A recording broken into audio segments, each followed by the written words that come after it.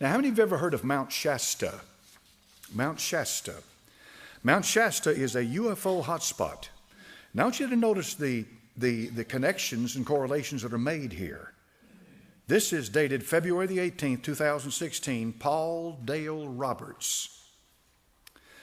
As I can literally go on and on, let me see, let's go back. Let's go back and get the heading. Mount Shasta is the holy grail of paranormal activity with numerous reports of UFOs, now listen to this one, Bigfoot, high levels of energy, Lemurians, fairies, ghosts, and military jets.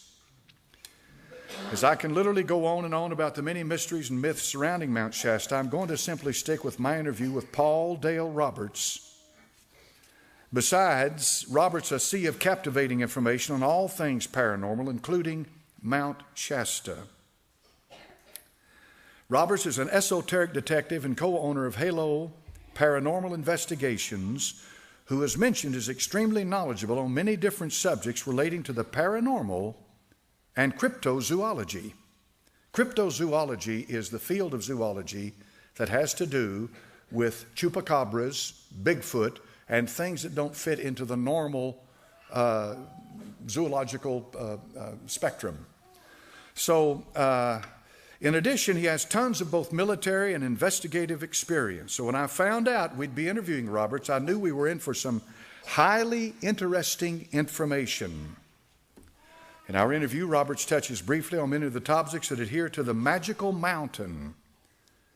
He first discusses the last of the Lemurians, a mythical and hypothetical ancient civilization from the sunken continent of Lemuria. Now, here's important, folks. This is important, very important. When you get into UFOs, you get into Bigfoot, you get into ghosts, you get into all these paranormal things, there seems to be a consistency with these spirits, these channeling spirits from a former highly advanced civilization. I told you that before the flood, and I believe, how many believe in a great flood? Noah's flood. If you believe the Bible, you do. That before the flood, we had three highly advanced civilizations. Number one, Atlantis. Number two, Lemuria. And number three, Hyperborea. There may be others. But these three highly advanced civilizations have sent across the flood to this time span today these spirit guides that are able to illuminate people on the world, the paranormal world, UFOs, Bigfoot, little green men, and aliens. Did you know that John Podesta, how many's ever heard the name John Podesta? You ought to know his name.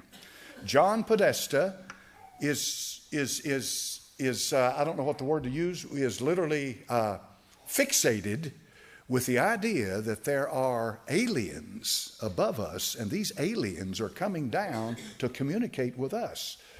Now, I want to lay that groundwork for you this morning to think about what I'm saying about aliens communicating with you, aliens from above, something coming down from the skies and communicating with us here on this earth. A lot of scientists, a lot of them, and there's really no way to know specifically because of political correctness and the pressure that's put upon them. A lot of scientists have abandoned Darwin. But because of fear of losing their jobs, fear of losing the ability to produce papers, fear, peer pressure, they have to keep it in and they don't come out with it. But here and there, some do. They have abandoned Darwin.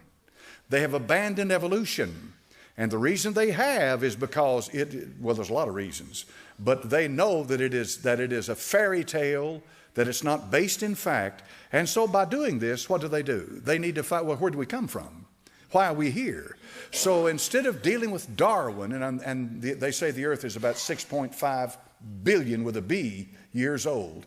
Instead of dealing with Darwin, they jettisoned Darwin, and now they're looking up and past. And they're getting into the spirit world, into the paranormal world, and the two of them they complement each other. and they begin to get into something that their scientific books know nothing about. You can get a PhD from Harvard University and not know one thing about a spirit. Not one thing. Not one thing. That comes from the Word of God. You can have a PhD from Harvard University and not know one thing about the heavens, who made them, and what's really up there. That's fact, not a thing. So this man publishes this paper about connection between UFO sightings and Bigfoot. Now, you may not believe in UFOs and you may not believe in Bigfoot. And a lot of people misunderstand me when I talk about Bigfoot. They think I think that it's some kind of an ape running loose up here in the Pacific Northwest. The fact of the matter is, all you've got to do is type in the word Bigfoot, and you'll be amazed that they've been seen in Oak Ridge, Tennessee. They've been seen in South Knoxville. They've been seen all over the United States of America. They've been seen everywhere. But there is definitely a concentration of them in the Pacific Northwest and areas like that where you have these huge forests and all that. But it's some kind of a creature that is connected with the paranormal. It's like UFOs. UFOs are real, but they're not real the way they think they're real. Demons are real, but demons are spirit beings. So what I'm trying to do in these lessons is to open your mind up and make you begin to think and look with a broader spectrum at the deception that's coming down upon us, because it's coming from every direction. And the church is asleep and they don't hear it.